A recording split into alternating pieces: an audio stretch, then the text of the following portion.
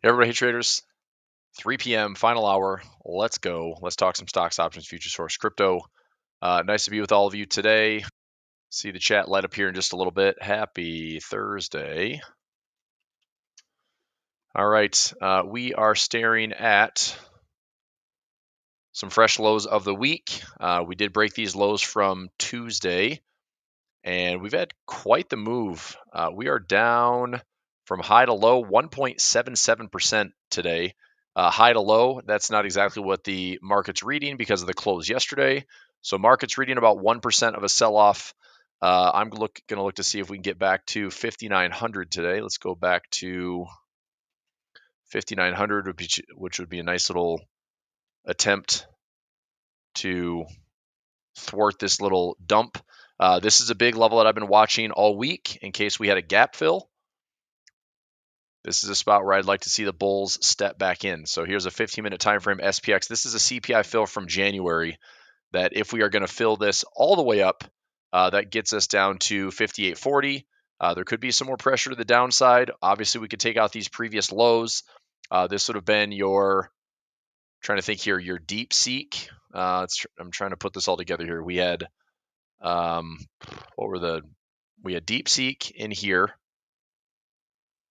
Was it tariffs in here? Something. It's all like a big blur now for the last month. That was a tariff play, or not a tariff play. That was a CPI play that got us back up to the highs. I want to say that's the combo of DeepSeek, tariffs, and tariffs. CPI gets. Nope, I got that wrong. My bad. This is the 18th of December. That's Fed. This is holiday stuff. This was DeepSeek. This was tariff. This was tariff. That was CPI. There we go. All right. Hey, Tom, how are you? Tom watched my Telegram video. Hey, Christian. Papa John, what's happening? Rep says, happy Thursday? Well, I mean, depends on who you are. It's Thursday. That's at the very least. So, I mean, I do have some profit trades running this week. Costco's looking good. SMH, I took profit on Intel. I closed out. Japanese yen futures closed out. Microsoft closed out.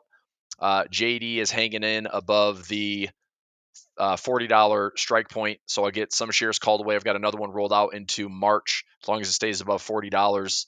But yeah, the market is sliding. We're in the 1.7% high-low swing today.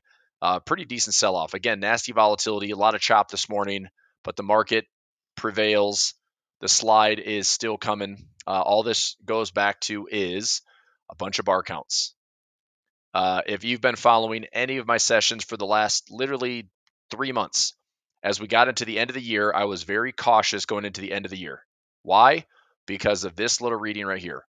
Okay, this is a 329-day bar count, or 329 bars rather. Days wise, calendar days and bars are different, but we are overstretched.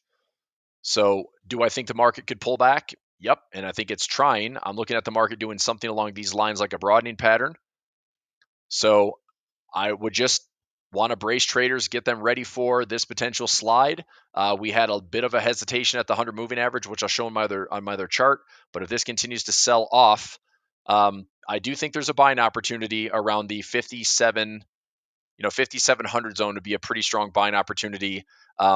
But with the velocity in which things are falling right now, it does seem to be like run for the hills. How are we hedging? Which I am hedging. These are the trades that I'm hedging. I've got some income trades in here on XSP, income trades on SPX, income trades on ES. So my futures hedges, ES and MES are doing pretty well. I probably have over 10 grand in hedges right now. Let's see here. So let's go all hedging, and micro. So we have futures, $2,600, $1,400, $8,000. So even though today shows a down day of 25 grand, I am staring at some pretty good profits, 2,600, 1370, and 7970. So I've got about $12,000 in hedges, which does help offset some of this nastiness. I get it. Like, markets are dropping, feels like crap. Bonds are up. Did I take a huge chunk of my portfolio and put it in bonds? No. But it is actually looking decent. I mean, trading at 91.36. We're not at fresh highs, which is interesting on bonds. US 10-year yield is the same. We're not any lower. Dollar index caught a bid today. So that's going to be interesting to see how that plays out. But let's go back to the bar counts. Okay. High bar count on the S&P. It's really this simple. If you're looking for areas to buy a dip, this is what I'm playing right now. I think this is a broadening pattern. I think we're going to come back and fill. This was the election gap that did get tested. I'm going to put in a little support level there, right? So the spot that I'm watching is right around this, let's say 5750 to 5700. Now that would be like perfectly technically sound. This market just comes right down to the 200 and then rips back up. What we might end up having is some type of like, larger slide capitulation move. Maybe it overshoots the 200 first and then settles back above. And that's a better chance for the bulls to come back in. The one thing I don't feel like doing is just, option wise, I don't feel bad about taking a stab at it. I can take a nibble, I can take a bite with options, so it's defined risk. But if I just wanted to like dollar cost average there, I would put a very small amount. I would say I'm going to put like a 1K position there. That pullback would be around 8% from the previous highs, right? So we have all-time highs here on the SPX. That would be a test of around 7%. 7%. Okay, is that a bear market? No, that's correction territory. 5, 7, 10%, those are correction levels. We get into double digits, that's a steeper correction. We get over 20%, everyone's talking bear market, right? So anyway, 5750 to 5700, that's a level I'm watching on SPX. Take that into the SPY. You're looking at the 570 handle. So I would just say let's say 575 to 570. Similar numbers. XSP levels around the 570 handle. 570, I'll put same thing. 575 to 570 on XSP. NASDAQ also dropping hard. This is a lot of momentum getting dumped out of the market. This is a big rotation that's happening. NASDAQ from the all-time highs that it poked, that was a fake out. That would be a 9% correction in NASDAQ. And that looks like a 495 to 490 handle. 495 to 490 would be a level that I would be interested in maybe grabbing a dip. Okay, testing option trades. Best way for me to trade this would be something simple like waterfall income. That's an easy service. Being able to kind of pick and choose our levels, dollar cost average in, give the market some time, 30, 40, 50, 60 days, and see if we can catch, a bit of this bottoming area, right? So it's defined risk. See if the market can respond nicely. This is what makes it feel so crappy, by the way, because we have 1, 2, 3, 4, 5. We've had 5 days of selling. And it feels like the market can't do anything right. It's all selling, right? So Larry watched the video, Brian watched the video, Sam watched the video. Nice. Chris said 2 small wins today. Tough week. Yep. Willard watched the video. Greg watched the video. John watched the video. Doug watched the video. Nice. Got some Telegram followers out there, which is always awesome to see. All right. I need to see the SPX come back up to 5,900, hopefully in the next 50 minutes. I'd like to see a little bit of a buy towards the end of today, not just full flush to the downside. We've had another just late day, 1 p.m. afterwards, just a big drop. So I actually want to look and see, could this capitulate and get worse? Tomorrow's a new day, right? So yes, it absolutely could get worse. And I'm just thinking like, would it be in my best interest right now to start protecting some of my futures trades? Right now we're trading at SPY 587. I think I have a 605 by 585. Let me take a look at that one right now. SPY. I know I have a hedge in here somewhere on the SPY. So SPY, this 605 by 685 is up $550 right now. My max profit on that one, so it's a 1-to-1. I don't want to wait until the end of March. We're already trading at 587. Son of a biscuit. So my max profit would be about $1,600 or $1,700. But could I take the profit in this right now? May not be the worst thing. So this is trading for probably $10 credit or so. So that's more than 100% gain on the hedge. I could use it to go a little bit lower. If we're going to keep flushing, I guess that's the question. It's like for my hedges, I really need to let them sit and hedge and do their thing. I mean, the hedges are small risks. It's like 1/4% risk, 0.5% risk for a 1 to 2, 3% gain. Um, I need to be able to brace a little bit more for this downside if we're in fact going to continue to see more downside. A chart alarm set to 59. I'm gonna watch this. I have to watch this for the end of the day. I've got to trade in. I've got 2 trades in actually. I got a broke wing butterfly that if we get above 5,900, I'll keep the credit for 50 cents. There's also a profit trap in there that looks something like this. So if price is now down far enough that it's I guess my break even is going to be around 58.90. That's going to be my break even. But ideally, I like to see this thing around 58.95 or 5,900 would be kind of the perfect trade. So we'll see if we get there. All right, 6 red days in a row. I know it's felt like crap. I know, but is anyone like, why is this happening? I mean, I've only been talking about this for 3 months, so I'm not surprised. It's just this is what's so rough about the market is when it happens, it's just it all feels like the whole world is like, oh my god, the market's never going to go back up. That's what it always feels like. So, I mean, that's why I'm trying to point out some really key levels because there will be opportunities to buy some dips. The question we have to ask with these dips is this a dip that is going to cause, more pain where it's a dead cat bounce and then there's another flush lower?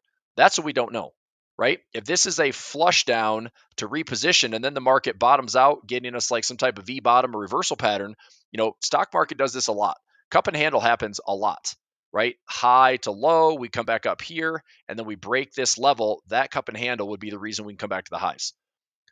What I'm trying to avoid is if this is happening here, right, that the bottom is not quite in, and I don't want to guess without trading something to find risk like an options trade, right? I don't want to guess.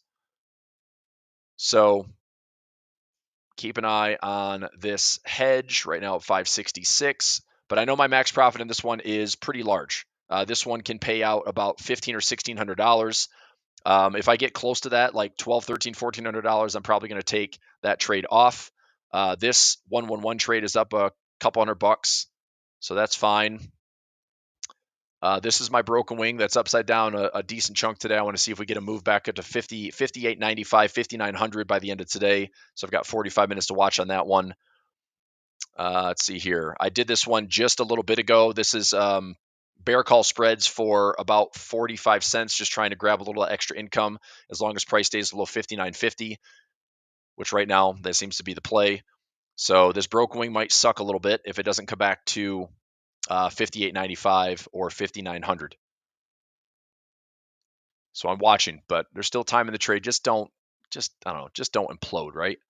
I don't want to see the market just dump and close red all freaking day. I mean, we have been dropping. I mean, this is a 15-minute chart. We have straight candles. 1, 2, 3, 4, 5, 6. We have 8 out of 9 candles all red since 1 o'clock. That is quite aggressive. Like, these bears are not joking around right now. There is clearly some dumping of momentum, dumping of growth, rotating into defensive, going into lower beta. That's not a surprise. So, couple ways we can approach this whole thing, right? Be aware of some of these key levels. I'll revisit these for people that have come in late. So S&P bar count, watch it. It's a 200 moving. It's a 200 exponential moving average. This is where I'd be looking for levels to kind of take some nibbles and look and see if the bull market can resume. But until then, the bears have the upper hand. We now have 5 or 6 candles in a row that have all been red, and it doesn't feel good. It's like, when's the last time we had 6 bearish candles in a row? I couldn't tell you. It's probably been years, in fact. I mean, no joke. Like, it's probably been years outside of this maybe slide here in April. This was 1, 2, 3, 4, 5. There's 6 candles in a row. Okay, so we had 6 candles in a row from a slide of around 4%. That decline in April was around 6%. Okay, so we're looking at something from these recent highs, and this momentum picks up. So, 5 or 6 candles in a row, we're down only about, 4 or 5%. That's what's crazy. It feels like absolute, run for the hills. The sky is falling. The market is broken. It's only a 4% pullback. This is why I'm saying there could be more pain ahead. In fact, just because this is a moving average with a nice little level This is only about a 7% pullback. Okay. So I'm as curious as everyone else, like, is 7% all we're going to get? Or is there more reality going on right now? Is it like, oh, we could slide and capitulate past that level and we could have this giant fall, and then the market has to basically come back out and show that the bulls are going to step in, or the market has to come up here and then base a little bit and then the bulls can step back in. But I will be looking for a bottoming pattern. If we're gonna resume trending up, there's dynamic support that I'm looking for. So anyway, that's where we're at. All right, come on, man. This thing has just been a relentless slide today. Super noisy this morning. Bear call spreads, that was the play. So we took some bear call spreads this morning and daily profit play. I added 2 more, so that'll be a couple of winners. But my broken wing is not looking too good right now. I need this thing to snap back hard to find that tag this alarm at 5,900. All right, let's see what else we got. So everyone on the same page here. A couple ways this happens, right? The market continues to drop. I wouldn't be calling the bottom anytime soon. Somewhere around these 200 moving averages, that's when I could get interested. I think that if we get kind of this purge is out of the way through now until March, and I don't know what that looks like, right? I mean, 2020, we had a 25 to 35% pullback from February to March. So the markets could get really nasty really quickly. That's always the unknown. But coming down to this 200 moving average, here's the one thing I would be watching. JNK is basically your credit spreads, right? Now this is like the treasuries between AAA, triple B, triple C. How liquid is the market?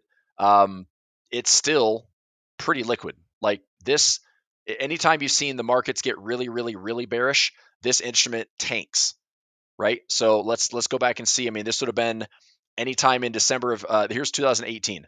Volmageddon in 2018, this thing dropped hard. December 2018, the market dropped 20%. This thing dropped hard. COVID, this thing actually obviously dropped hard. All of 2022, this thing dropped hard. Right now, this isn't going anywhere, right? So I still think there is a fair amount of liquidity in this market where this is just a correction. This is a rotation. Money is leaving Mag 7. Money's leaving momentum. Money's leaving growth, repositioning portfolios. If everyone that was 10% weight in Mag 7 all of a sudden gained to 15, 16% weight, they're going to shave that down, take their profit. Mag 7's tipping over a little bit. That makes sense? So this happens. I will keep a close eye on this one because if we're checking this out in the next week or two and we're all the way down here with some like crash, then yeah, we're gonna have some wild and crazy times in the market. Okay. Closing the gap to 29% down. Do you think it's a good spot to get out, stop the bleeding? What are you talking about stopping the bleeding? I mean, if you're in the trade that I called with Shopify, I closed out for a small loss. I closed out for like $4 or $5 credit. I ended up taking like a $5 or $6 loss on the trade. I mean, I posted that alert on like Monday or Tuesday. So what is Shopify trading at right now? Shopify. I'm gonna have to go back and look and see what the trade was. Let's go history.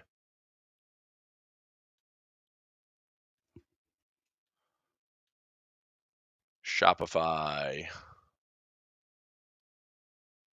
There we go. So I ended up closing out. I can't see what the trade is at right now, but I closed out for credit wise. So 16 cents minus 4.18 plus 01. Dang it. 16 cents minus 4.18 plus 01 plus 59. So I closed out for $4.60. So I took about a $6 loss on it. So I'm out of the trade. I posted that alert probably Monday. And it would have been in Telegram. It would have been in the alert section. It would have been notified on email and SMS. You're basically at break even. I mean, we had this trade in from like a 119 put. You're going to have around $8 of real value in the trade. So it's not positive, but it's not a full loss, right? That trade should still be showing like $7 or $8 of credit, which means you can take a manageable loss on the trade. Okay. All right, so we're at 58.90. We have about 40 minutes left. I'm going to check on my broken wing really quickly to see if I've got any type of profit trap that I can close out. I'm looking to stop this one from being a problem. Broken wing right now is trading for, son of a biscuit, still trading for like a 560 debit. Well, that's not going to help me much. All right, man, we need something in this 58.95, 5900. We need a nice little pullback today. Come back and find some 5900, would you? Anything greater than George, if I'm in the trade, if I was in the trade right now, I'm out. 750, 775, 790. I'm eating the loss. I'm not worried about it. I would just take the loss. That's a small loss, right? That's a small loss. It's manageable. Okay. So I'm watching SPX. If we're greater than 58.95, I start to get into a profit trap, or even up to, I'll just put a dash here, or up to 58. Nope. 58.95 to 5900. That is my profit trap. So right now price is just below it. I need to see if price will give me that little profit trap window. So I need about a 7 to 10 point move to the upside. And this is something I'm going to have to take into literally the final hour. So the next 35 minutes, I'll be watching this. Hopefully we get a nice big green candle. If the market just tanks and closes red, then I'm going to, eat some loss today on that broken wing. I'll grab, what was it, 40 cents this morning, another 45 cents in some bear call spreads. I've got some hedges in, which will help offset it. But, what a wild, this is well beyond the expected move. We have gone 113 points today. Recent averages on the S&P, so this is SPX, recent averages should be around maybe 70 to 80 points. Yeah, the daily average is 70 points. So we've gone about a 1.5 standard deviation move today. And on the week, it certainly hasn't been pretty. So let's take a look at the weekly candle. 2 weeks in a row. 2 weeks of pretty aggressive selling. From high to low for the week, it's down 162 points, which is, again, beyond the expected move. Time will tell. Right?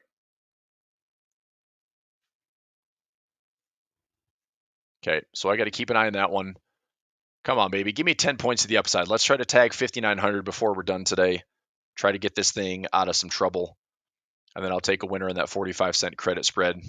Just don't close red all day. That's all I'm asking for. It's been red for like 8 or 9 candles in a row. Give me one decent green candle, right? One green candle. Problem is, it's right in the middle of all this crap where we might have to come back down to touch like 58.50. I don't know. That's the hard part about trying to pick tops and bottoms for the day. If it works, it works. If it doesn't, it doesn't. So we'll see. Hopefully there's a stickiness at 5,900 to draw price back to it.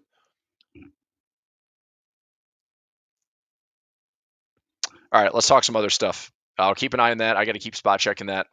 Trying to think. Bar counts, most important thing for me right now, just bracing for some more. This is why I have the hedges on. Probably the best decision I made in the last 30 days is selling these tops.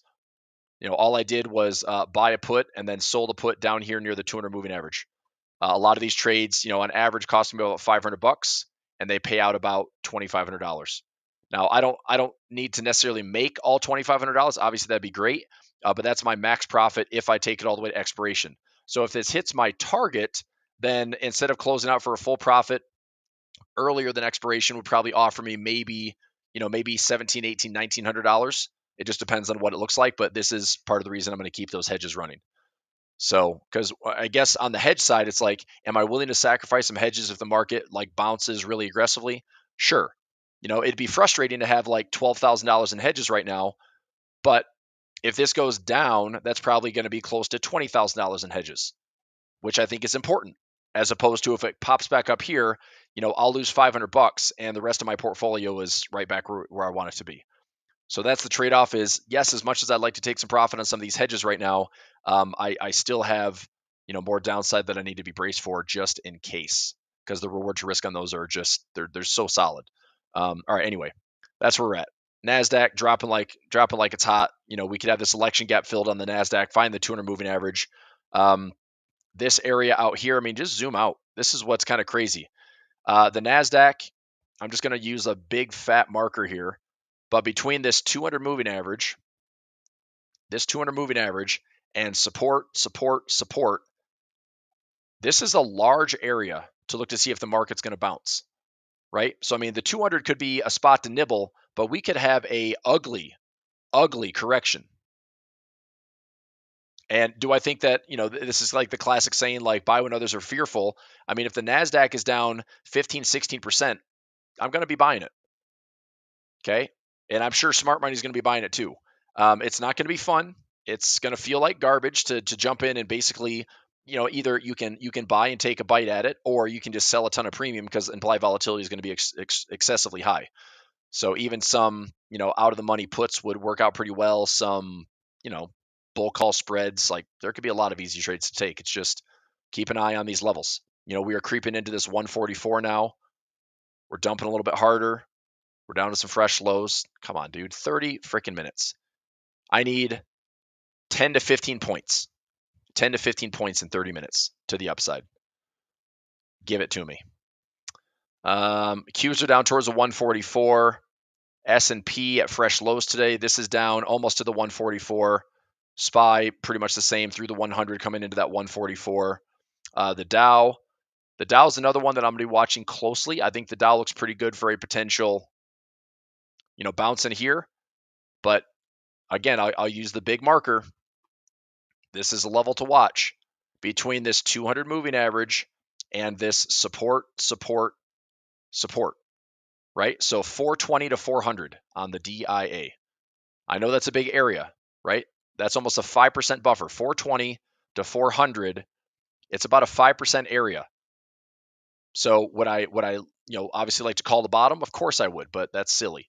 So we either have support in here that holds, okay, and this is nothing but sideways price action, or this is going to be a dump to find some support, and then we have to have some type of cup and handle reversal where it comes back up and fights its way back. Okay, the issue going on right now is the market is not loving the initial policy of the Trump administration, because everyone was expecting deregulation, pro-capitalism, tax cuts, but what have we led with instead? We led with tariffs and geopolitical tension, right? Massive deportation. We led with federal layoffs, which is now translated into tech. Tech has been laying off people since last quarter. It's kind of this like hidden thing that's happening, but tech's laying off people left and right. It's starting to translate into like Starbucks is laying off people. So there's definitely some bracing for a slowdown. On top of that, we've had high inflation readings. The Fed's not going to do anything other than stay restrictive. It's not looking good, but I still think there's a lot of resiliency in the market. I truly do. I just think that right now, this is why it feels so rough when it's like everything's down 5 or 6 days in a row. But I mean, here's a good example as far as reading this. So, let's go. The Fed. So the tariffs and immigration restrictions were put in first, right? So what does this do? This is creating supply chain uncertainty. It's tightening the labor market. You're pushing inflation higher. And this is all putting this stuff. So we put in tariffs and immigration restrictions and layoffs before we started to implement tax cuts and deregulation. This is what everyone was excited about in Q4. Trump's coming in, deregulation, tax cuts, pro-capitalism. But what do we lead with? Tariffs, right? Like ugly stuff that's it's the chainsaw. That's your Elon Musk analogy, right? So anyway, this is why the market's not really loving it. Inflation's not really getting any better. The 2 to 3% target, or the 2% target, is way off. It's light years away for the Fed right now. And I think the reality is, if the Fed doesn't want to look like fools, then what they should do, and I don't know if the market's going to like this either, but they should talk about the more modern economy allows for a 2 to 3% inflation window, as opposed to if the market's holding them accountable for trying to get back to 2%. The only way we get back to 2% is probably cutting rates, or sorry, I'm sorry, raising rates, and like running the risk of like crashing the markets. That's the one way I could see the Fed really fudging everything up. You know, so I don't think they're going to do that. I don't think they're going to raise rates necessarily because they don't want to. But anyway, I just think that the priority is everyone thought deregulation, tax cuts, which is positive, but instead it's led with the wrong thing. So sequence-wise, was led the wrong way, and this is what the market is not loving. And here we go. So this is what it looks like. It all translates into some timing that I was watching for the last 30 to 60 days, and now the timing is working out. I'm still fighting, some drawdowns as far as my positioning goes, but I also have some really nice hedges to offset a lot of that. So it's okay. I just don't want to see this. If we go high, low, lower high, lower low, that's where I'm going to put the brakes on this entire idea of a bull market. Okay. I think a bull market that is going to have some type of bounce, it almost has to overshoot first, and then we'll see if the market is going to bounce. Okay. Or overshoot first, flush down one more time as a manipulation trade, and then reverse. Right. It could be right around or right through that 200 moving average. I'm just calling out some big levels here. So if I go into this, I've had this analysis up for months now, but look at this big fat area, right? Use this. Major support, major support, major support, and the dynamic 200 moving average, right? So 5,700 to 5,500, that's a big area. That's a 200-point area, but that's where I could see the market likely showing signs of bouncing. Okay, 58.86. Let's go, 9 points. Come on, baby. Take a look at this right now. Damn, man. 745 debit. This thing's brutal.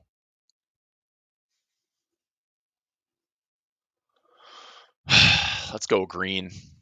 I don't know. This is gonna be a tough one. I've got 26 minutes. So if I take it on the chin right now, the 50-cent credit closes for, well, on a positive side. Here's how the math is going to work. I'll keep an eye on this one. The math will work this way. So I've got 59.05 to 5,900. That to me is worth $500. Okay, and then from 5,900 down to 58.80, that is worth $2K. Okay, so the most I can lose on this trade is $1,450. That's the most I can lose. So even if the market plummets today, that's my loss. Does it suck? Yes. Am I happy? No. Can I survive and trade it again? Sure. I've got about a $600 hedge running right now. That's upwards of $1,500, so I can wash a lot of that. I'd love to see the market jump up here in the next 25 minutes and try to sneak up towards 58.95 or 5,900. That'd be nice. I don't often ask the market to do things because I know that doesn't do anything. But if it were to happen, I wouldn't be upset. But anyway, that's the worst that can happen on this trade. So I do have a profit trap. I am risking about 2K. My net risk would be about 1450, and that will cash settle. So if we close today at 58.90, okay, then I get my $500 profit trap, and then I'm losing $500 here. So I'm going to wash this trade. So at 58.90, that is my risk. That's where I'm eating the amount.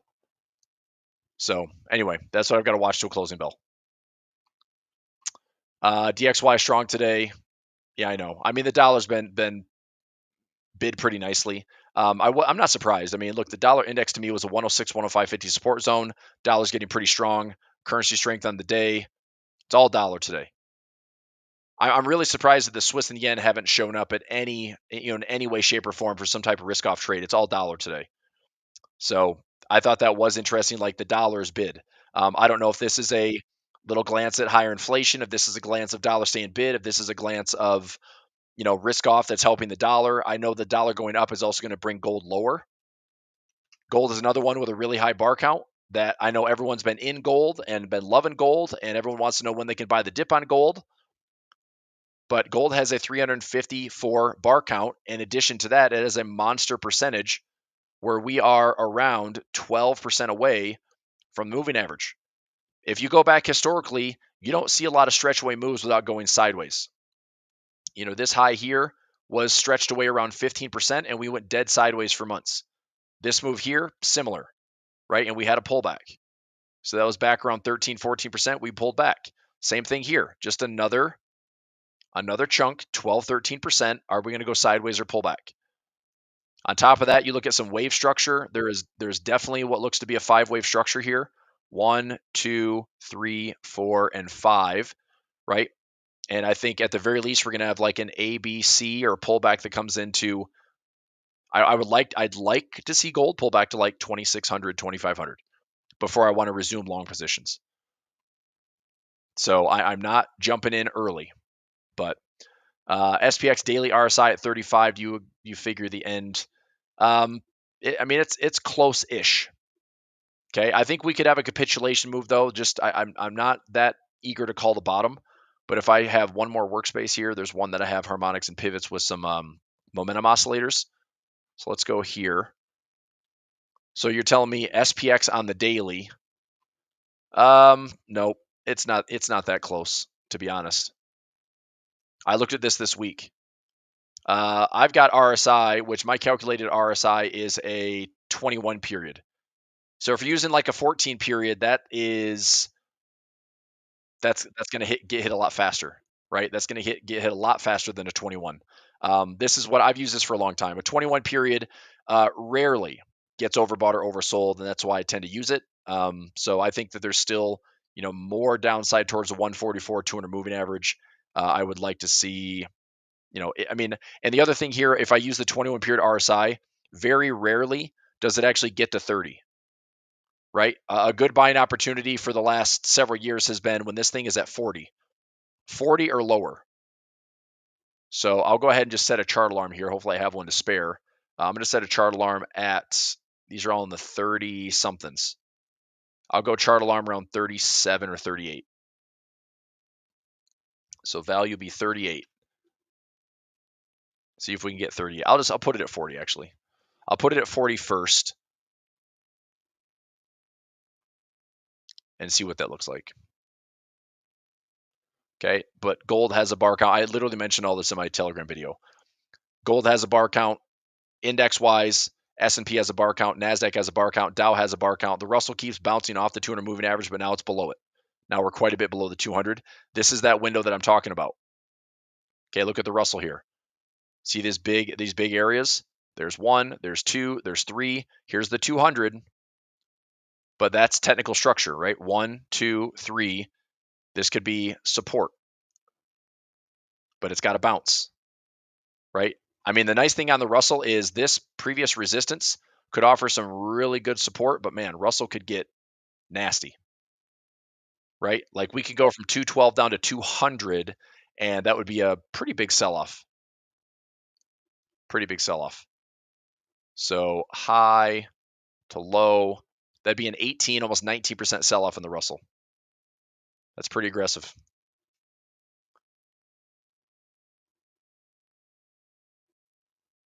Okay. Well, we got 20 minutes left. I'm begging for about 20 points to the upside. Not looking good, everybody. That broken wing might be a little 1450 loss today. So the question now is, do I want to close out a hedge to offset the entire thing, or am I going to let the hedges continue to do work? So right now, hedge up around $570. That washes a little bit of that way away. Let's see here. Broken wing butterfly, that's down $1,000 right now. Yuck. This one is up $370. This one's up 817. I mean, if I close all my hedges right now, I'm basically flat. Well, a little bit more. I've got trying to think here. I've got SPY hedge. I can carve out some profit. I've got about $570 in SPS hedge, 375, 805. That's 1750 on a max loss of 1405. That's not bad. So I could just get rid of it. End up finishing about $350 positive. Wouldn't be awful. but then I'm less braced to the downside here. So this one, yeah. I mean, these are futures trades. If I want to close these, I can close these after bell. I'm just thinking on this SPY position, 586. Oh, this market is just hemorrhaging today. Down over 2% high to low.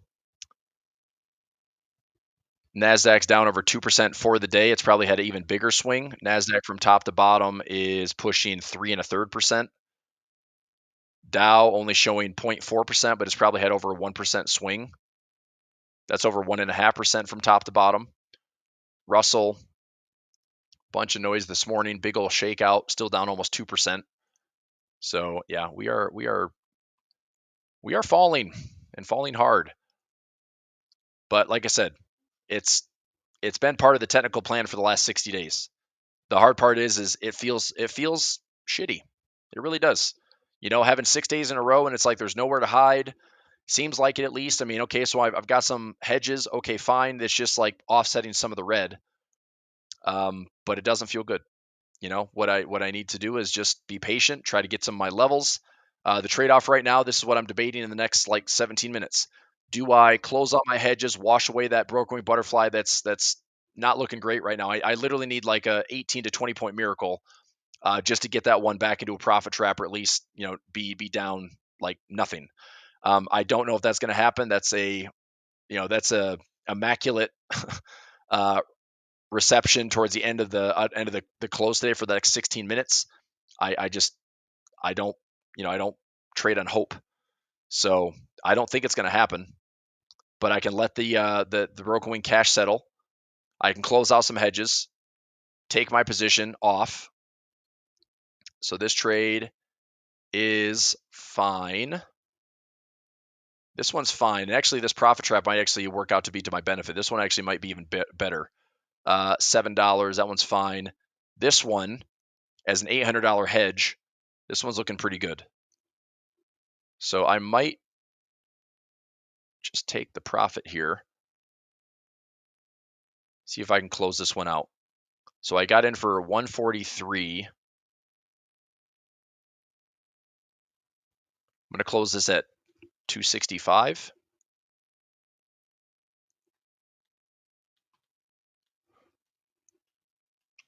$262.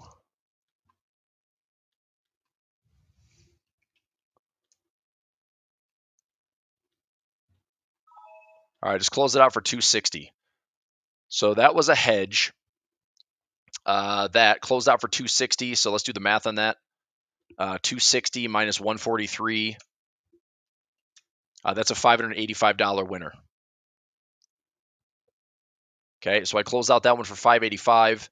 This one is still in some profit. I'm going to let that one run a little bit longer. This is a bear put spread that's showing about $500 of profit right now. Net wise, it's up about $230. So I'm going to let that one continue to dance around a little bit longer. And then my SPY hedge right here, this one is up 572. Let me see what I can close this one out at. So we're trading at 585, 1058. See if I can get to 1070 maybe.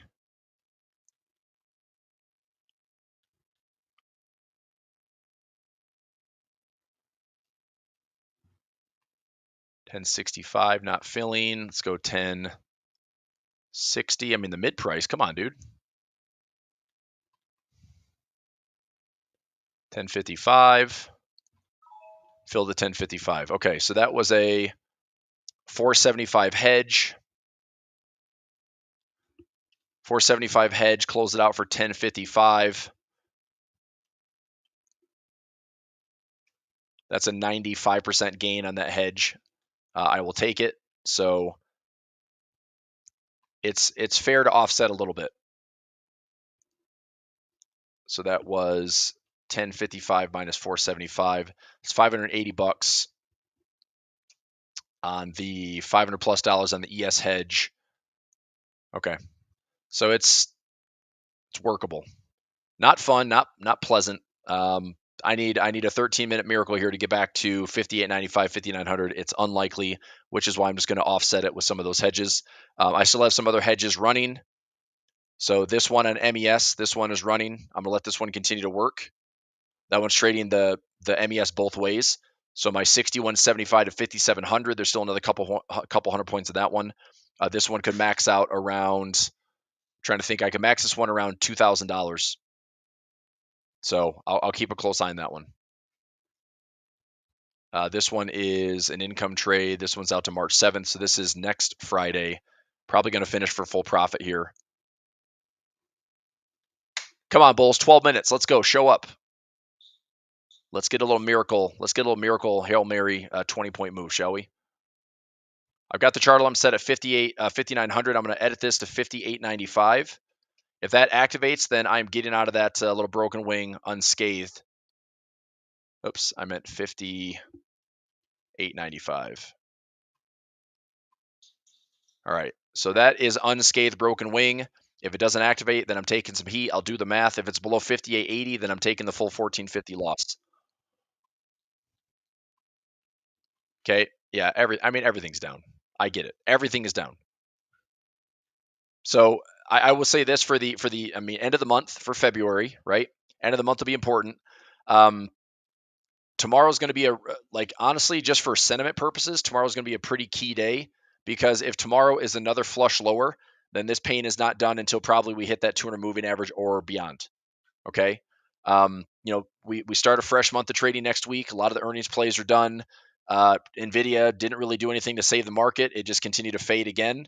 So everything's down, right? Everything's down. Like I said, if tomorrow it shows like the bleeding can stop, I do think there's a chance that the bulls can somewhat step in here. Like, this is a big gap fill, So if the market wanted to validate this and then use this as support, then sure, bulls break this area, right side of the trend line, we come back and maybe make a run. Now, in a way, it's like that would feel a lot better to see some green, but it still doesn't solve the bar counts that I've been watching for the last I'd say the last like 60 to 90 days. I still think these bar counts have to get hit. So I still think this market needs to find it. So even a move to the upside is like a dead cat bounce. It'll feel better, but I think even a pullback, having 6 candles in a row, for example, even a pullback probably gets faded. So just be prepared for probably not going to be a lot of fun through March. So either get it over with, brace the pain. It's going to suck, but once we bounce and get it over with, then okay, things look a little bit better. Things look a little bit better. All right. Yep, I saw that, Jonathan. Yeah, he's been a net seller since Q3. They have one of the biggest stockpiles that they've ever had at Berkshire Hathaway, and all it is everything they've had has just been, to their framework, overvalued, and so now they're sitting on a crap ton of cash. And Buffett can do exactly what he says: buy when others are fearful. So they're going to look at everything across the board, and they'll have they'll be pushing the cart down every aisle and just picking up things on sale. And that's why Buffett, it's funny, like, everyone loves him, respects him, but nobody does what he does, right? When the guy's been net seller since Q3, nobody started selling stocks. Everyone's criticizing him for like, oh, he's missing out. Look at how much the market went up after the election. Yeah, but look at him now.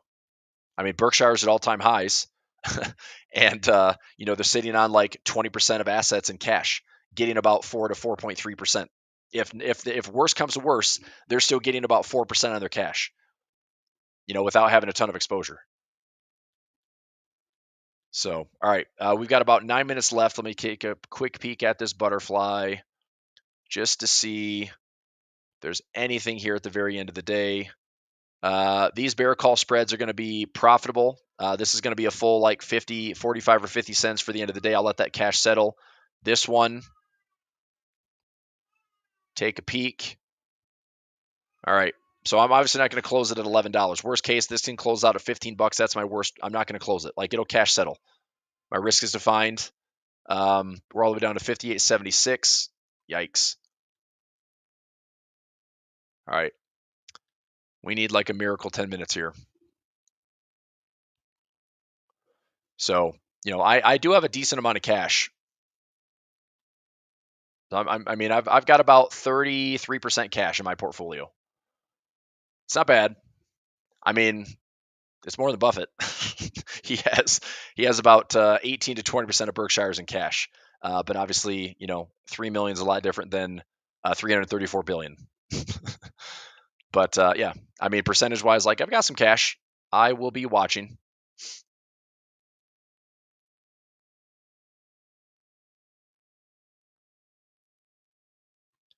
So, all right, broken wing, not looking good.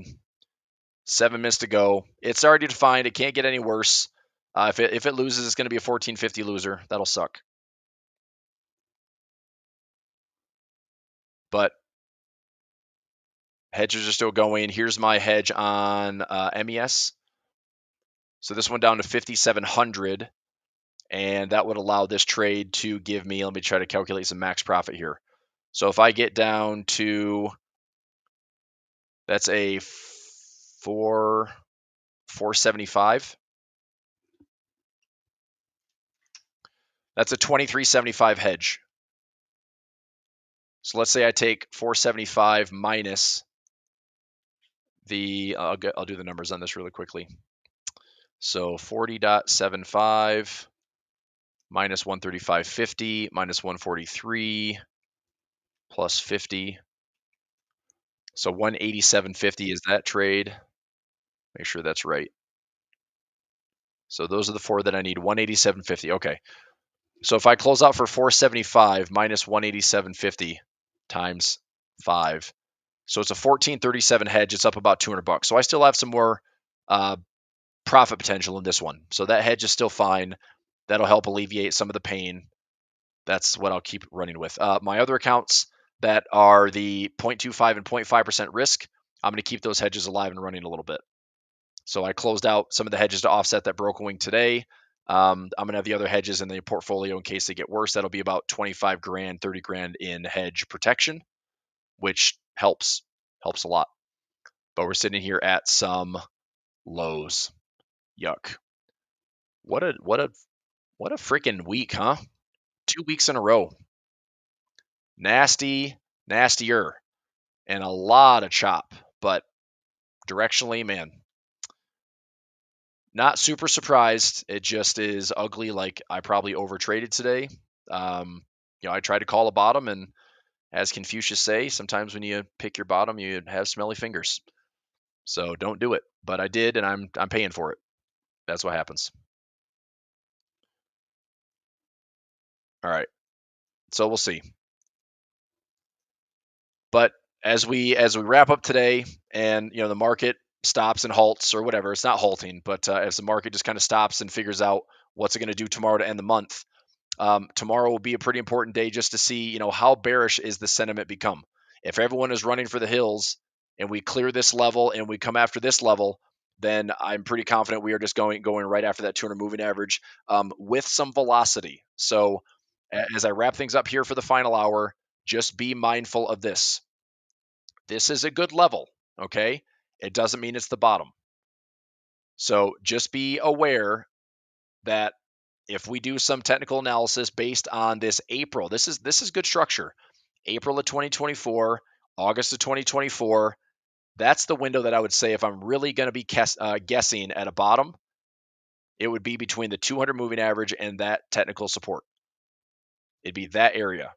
Okay, so option trades over 30 to 60 to 90 days, I think could carve out a bottom.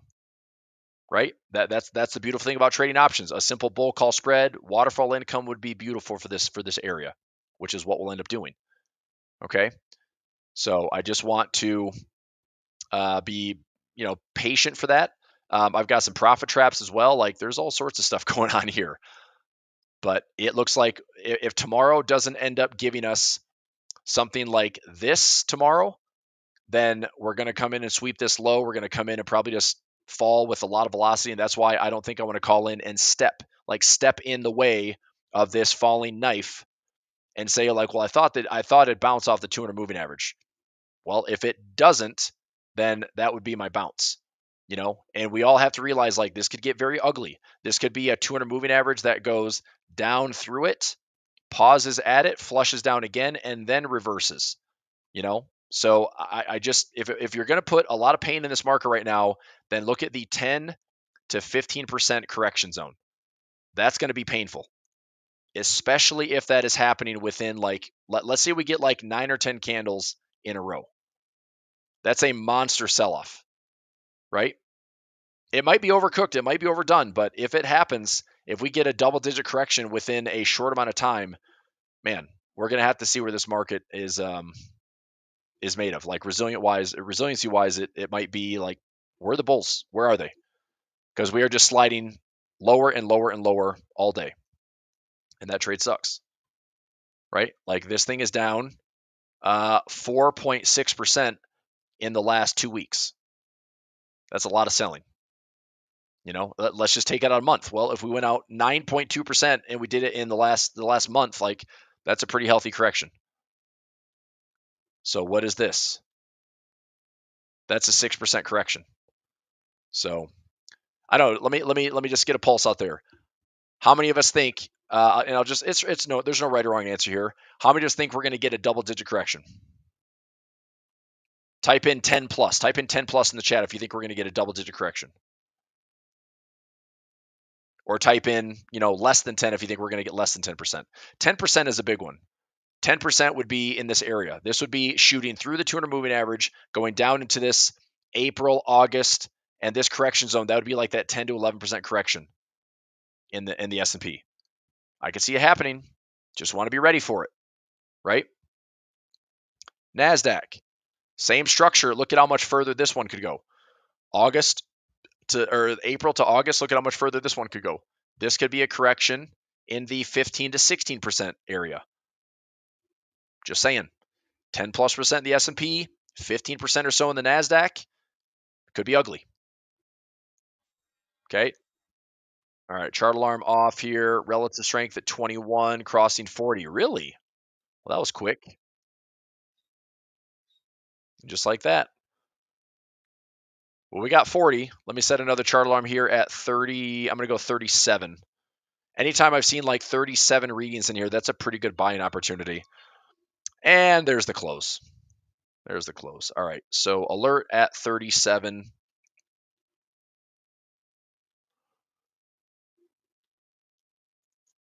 And we'll see if that activates. We've seen lower, like this low here is around 33.50, lows around 33.50. That to me would be like, okay, I'm going to check end of day, see what the calculation is. If we're at 34, 33, I'm probably just going to take some exposure. Okay. But doesn't feel good. But where are we going? Okay. Tomorrow is going to be an important close. Right? Why is tomorrow important close? Because if there's any sign of the bulls, it just stops the velocity we've seen for the last 6 days. It's ugly. 6 days of selling doesn't feel good. If the market pauses for a second, at least it shows us that there are some bulls in the market. But again, it makes me a little bit more hesitant to call that 200, and we could be, slapping in some capitulation moves down even another 5% beyond.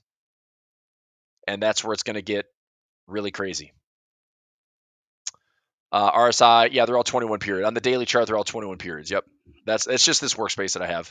This one I've done the 21 period. I've used that for a long time. And that way I stay out of like the 14 gets oversold, overbought quite a bit. If I change this right now, if I change this to a 14, you're going to see that thing exceeding the top and bottom quite a lot. Right? So now, we've actually had quite a bit of like oversold conditions. Right?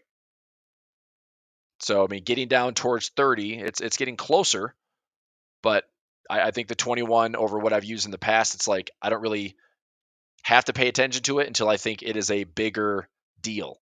If we're oversold here, overbought here, I tend to pay a lot closer attention to it because it's harder to get to.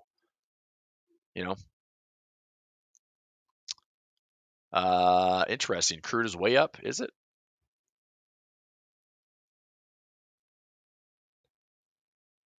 I mean, it's up 2%, but it's been getting its face slapped in since February. mean, that's just a lot of chop, and I don't know. I'm not really taking anything with oil right now. I would still be considered a long oil trader in here, or waiting for structure to I don't know, bottom out or break or bounce or something. But I'd rather just buy it off the lows. Okay. Depends on my bottom and top or 2080. I mean, that's fine. If you're only really looking to dip in at 20, if it's low 20 on RSI, like that's a different reading. But typically it's 70/30, which is why I keep that 21 period. All right. NG down, gold down, silver down. Let's just take a look at everything today. How about we see what the heat map looks like? Because I'm sure that's awesome. Puke, right? And this is why I'm saying, like, this is a aggressive rotation. What is the rotation? Well, get out of here. So rotation is,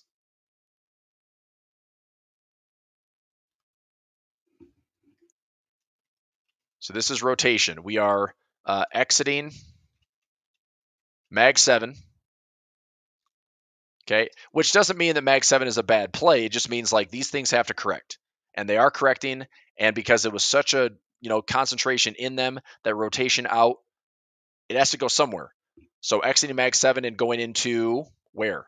So we're exiting Mag 7, you're exiting growth and momentum, right? So what you're doing is you're rotating rotation to value, low beta, defensives. Okay, so you're probably looking at like staples, you're looking at financials, you're looking at industrials, maybe some materials, you're looking at energy. That's where money's going. Okay, so the tricky part is just because you rotate into those things does not mean you have gains. This could go from, what was an outperformer to a terrible performer. And if you rotate out of it, it just means that you rotate into something that doesn't suck as bad, right? Example being like if Mag 7 as a whole is down, 10, 15%, index as a whole are down 10, 15%. Individual stocks in that space of growth momentum, your Carvanas, your Palantirs, your Snowflakes, your AVGOs, your semiconductor space in general, any of those that have just been like, oh my God, the stock's up 100+%. Those stocks are at risk. Those are the stocks that could have the 20, 30, 40, 50% corrections. And I don't want to touch any of those, because if you're calling a bottom on those, I mean, those are the stocks that if we have a really nasty environment, those stocks could be down 60, 70, 80, 90%. And if you allocate too much, you will wait for years to get back that money. And at some point, I just think it becomes dead capital. So I'm really trying to stick to, I like lower beta. So this is what I'm looking for. I'll watch for my 200 EMA, and then the connection of April to August lows, and connect the dots. Okay, that would be my kind of area support. Now I can also rotate away from the large cap market cap weighted, so I can rotate from SPY, go into RSP. I can rotate out of Q. My keyboard just die. Weird. From QQQQ, I can rotate into QQQE. From IWM, I could rotate to IWX. I could also rotate to the Dow, right? SPY's had a good run, but if equal weight is a lesser suck, I'd rather rotate to equal weight. If you rotate equal weight and it doesn't go down as badly, I'd rather rotate there, So these are ways to play. I think you're going to have some support zones, right? So exactly right. Yep. If you go minus Mag 7, so you've got a rotation into like 490 stocks. Now that's still a broad market, right? The issue is, it's like if you're trying to be an individual stock picker in that broad market, I mean, what's performing well? Insurance, crushing it right now. Healthcare, crushing it right now. I mean, what does Berkshire have? They've got a lot of insurance plays. Financial services, Mastercard. I mean, consumers are living off credit. We've got student loan debts. We have consumer credit card debts that's over $1 trillion with delinquencies on the rise. You've got some red sprinkled in all over the place, but what is leading the dump? Mag 7, baby. Amazon down, Tesla down, Google down, Meta down, Apple down, Nvidia down, Microsoft down, AVGO, which is now your Mag 8, if you want to throw that in, since it's $1 trillion stock. And they're dumping. That's dragging the market with it. So, here's I don't know. I don't know how everybody feels out there. It doesn't feel great, right? I ended up basically washing a $1,500 loss today and closed out my hedges early just because I'm like, well, I'm gonna get out of these hedges. I still have one left that's still offering up a couple $1,000s, so that's fine. But I'm washing that day trade that sucked today. That broken wing, good intention, bad result. And what the market ended up doing from a percentage standpoint, I think we went top to bottom over 2%. Top to bottom today was probably over 2% slide. Market went 2.27% from top to bottom. That's a lot. That's pretty unusual, So what I thought was a pretty safe play of like, all right, let's put this thing around, I don't know, maybe 90 to 100 points. Average move is about 70. Nope, it slid further. So I got burned on that broken wing butterfly. That stings. But hedge wise, I offset a lot of it. In fact, I offset like all of it. But it doesn't matter. It's still a sucky trade. Okay, jobless was bad today. Yeah, it was jobless claims, right? Jobless claims 242. Revision was about the same. So, yeah, look, when it rains, it pours. It's nothing about this slide is going to feel good. Okay, I can promise you that nothing about this is going to feel good, other than if you survive it, there's good opportunities. Okay, now I don't want to end this on a sour note, but I will say this can get a lot worse and a lot scarier all the way down to this blue line. This is going to be my biggest concern for 2025 into 2026. This is a 5-period yearly moving average. 5-period yearly moving average. Why does that matter? Zoom out for a second and see how often this thing gets hit. Not very often. But when we do stretch away from 2012 to 2015, we do end up coming back to it. Stretch away from 2016 to 2018, we come back to it. 2018 to 2020, we come back to it. 2020 to 2022, we come back to it. 2022 to now 2025,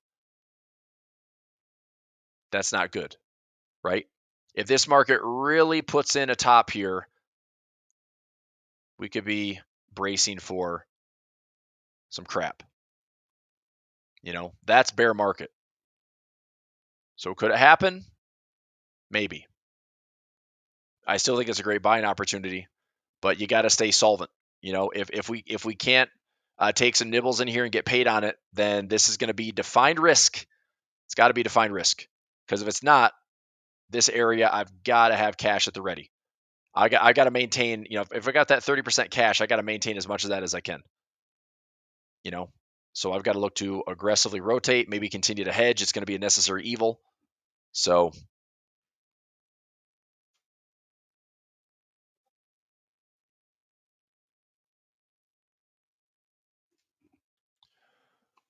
all right. So again, I'm only doing this to put it on the radar. I'm not doing this to scare anybody. I'm doing this to be really honest about where I think the market, like that's kind of worst case scenario in my opinion. If we're going to find this 5-period moving average, I'll say that we talked about it February 27th. It's been on my radar since the start of 2025.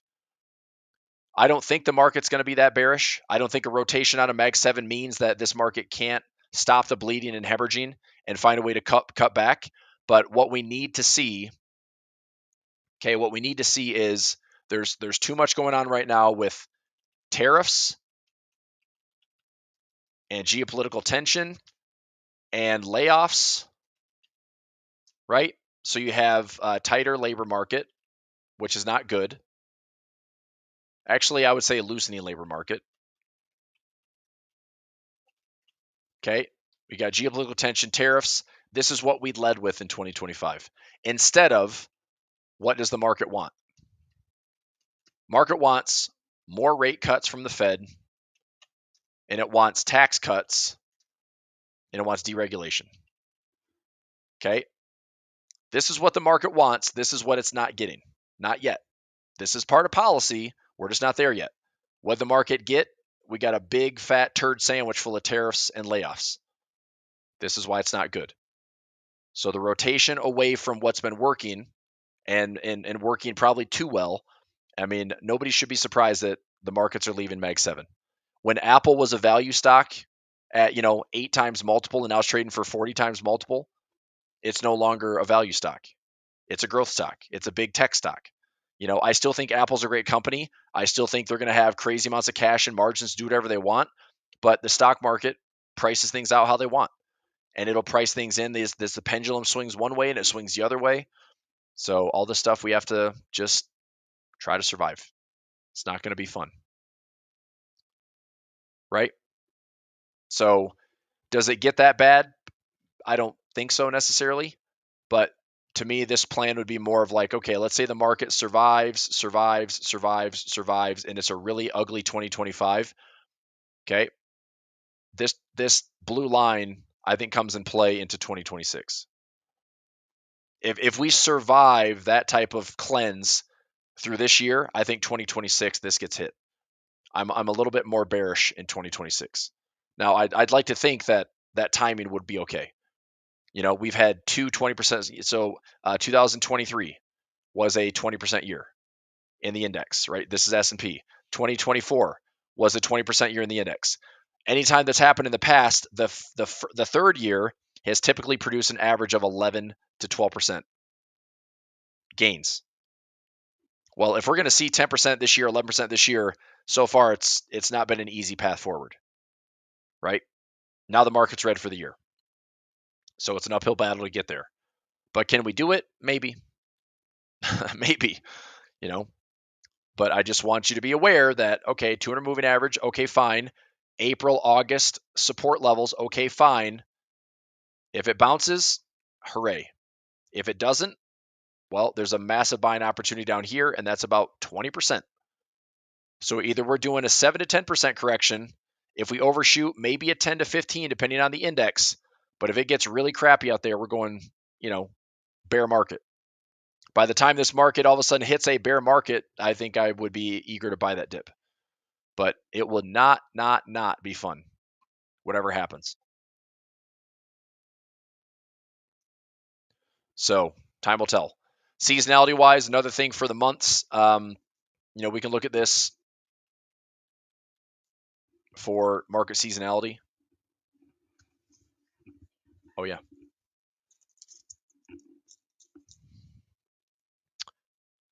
Seasonality month to month. Okay, so over a 10-year average, I mean, September, October are the worst months over the last 10 years. Historically speaking, September is still like one of the worst months. March is no picnic, though. March usually produces some pretty crappy gains. So if we have this cycle from now until March, this market might be in correction mode until it kind of rights the ship in April. If April and May come back in a big way, then it'd be nice to kind of pick up the slack and see like April, May into the summer can kind of correct and fix. If March gets worse, then we're fingers crossed that April through August is going to be a little bit of a pickup. Okay, so just don't be silly aggressive. Keep the trade size small. Market's going to be the market. Hedges aren't bad. I'm still holding hedges with intention. Like there's still room to run. I want to be hedging for that reason. And I mean, honestly, it's like if it doesn't stop at the 200, then I get kind of excess profits in here. But a lot of those, it's like it's capped. But I know my cap. It's like I'm risking $500 to make about $2,500. If I do that on 4 hedges, I'm risking about $2,000 to make $10,000, and I do that on 11 accounts. I mean, that's not bad. I mean, I could have six figures in hedges. So it's not going to be perfect. I'm not offsetting all of my positions, so I could be red, but instead of being down, 100 grand in drawdowns, I could actually offset a lot of that. So maybe if I'm lucky, I can offset what would be, 100 grand in drawdowns could be maybe 20 grand in drawdowns, 30 grand in drawdowns, and I could keep it pretty tight. Oh, that's gold. Oh, my bad. I want to go S&P. Yeah, thanks. S&P here. There you go. Okay. Yeah, interesting. Yowza.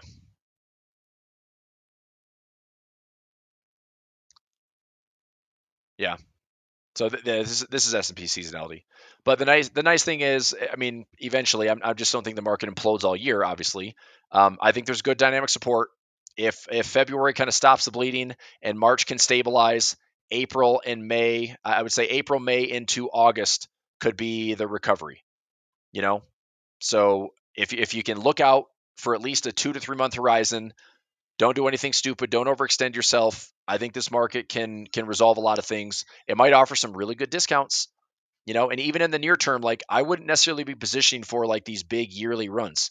If this market falls into this area, let me use a different color here. If this market falls into this area, this could be our like April, May, June, July, and then August, maybe. I mean, do we get back to all-time highs through the fall? I don't know. But February, March right now, lining up for bears have the momentum. There's clearly an aggressive rotation away out of growth momentum, out of Mag 7. Market's concerned. I get it. It's all the bad news coming at once, and it just feels like a landslide of crap. But there are some technical levels to be very mindful of, and I think there's appropriate times to play it. And we'll find out. So, all right. That being said, I'm gonna let you go. Let's come back and do this again tomorrow. It's been a day, so I'm ready to disconnect from the market for a little bit. Come back and scratch again tomorrow. All right. Bitcoin. Yeah, I mean everything's down, right? What's Bitcoin at? I mean, Bitcoin's hanging in there. Surprisingly, like markets being down, we've had 3 nasty days of Bitcoin. It's pausing. It could get worse. I don't know. Bitcoin's got a pretty aggressive bounce off this 74K level if it finds it. So I think there's an opportunity here as well. Past resistance to become support. Look for that bounce there. MicroStrategy at 240. It's sliding a little bit lower. I've got my puts on. So if the puts come down into like the low 200s, I'm just going to keep lowering my cost basis. So, all right, sounds good. I'll see you tomorrow. Thanks, everybody. Bye.